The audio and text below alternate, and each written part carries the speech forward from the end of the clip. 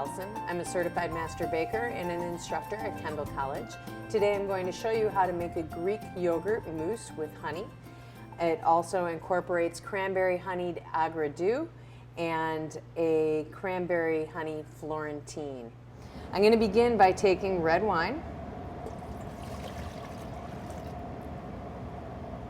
and red vinegar. The vinegar is providing the agre, the bitter component to this, which will be nicely balanced by the honey that I'll be including, which would be the sweet component. I'm also going to add some salt to this, and I'm going to take this mixture and bring it to a boil. While it's heating up, I'll get my jars ready to go. I have sanitized and scalded these canning jars, and I've put a handful of green peppercorns in the bottom of each, as well as a split vanilla bean. And using gloves, I'm going to fill them just within a ½ inch of the top with cranberries. You can use fresh or frozen cranberries.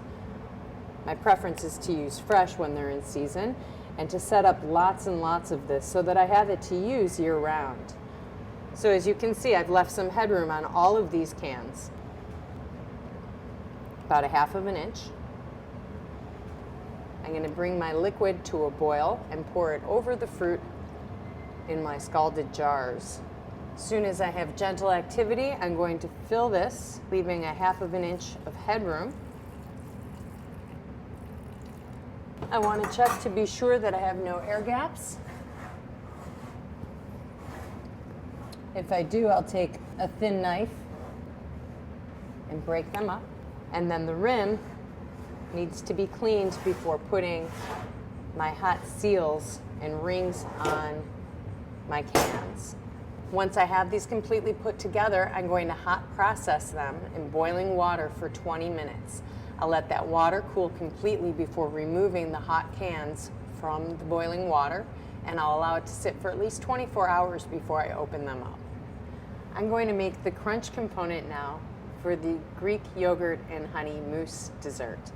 So this is going to be done in two parts. I'm going to take my oatmeal. I'm using old-fashioned rolled oats, sliced almonds, a little bit of salt, brown sugar, and honey. And I'm going to stir these all together until the honey is well distributed throughout the nuts and the oats. In addition to providing a nice sweet counterpoint in this Florentine granola, the honey also acts as a binding agent. As the honey cooks, it'll caramelize, lending a nice robust note. I do want to be careful that I downgrade any temperature by 25 degrees if I have a formula that originally called for sugar and I'm substituting honey as an enhancement. Once the honey has coated the nuts and the oats well, I'll take this mixture and pour it out into a nonstick surface, such as a nonstick baking pad.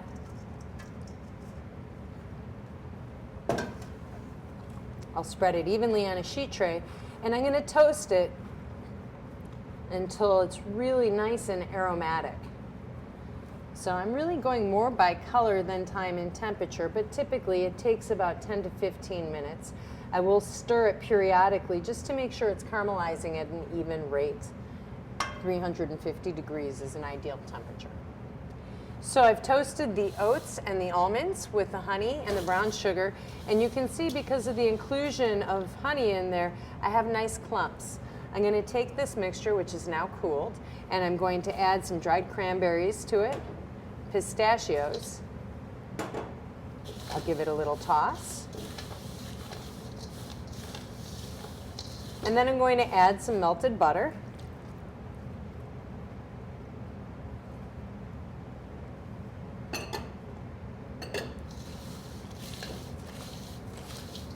When I have all of my ingredients thoroughly incorporated, I'll take my mixture, pour it out onto a nonstick surface,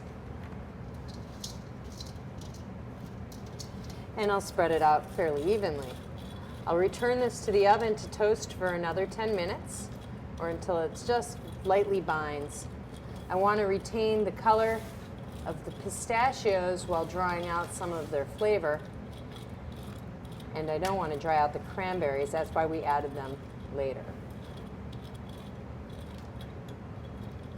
So I'll bake this for 350 degrees for 10 minutes.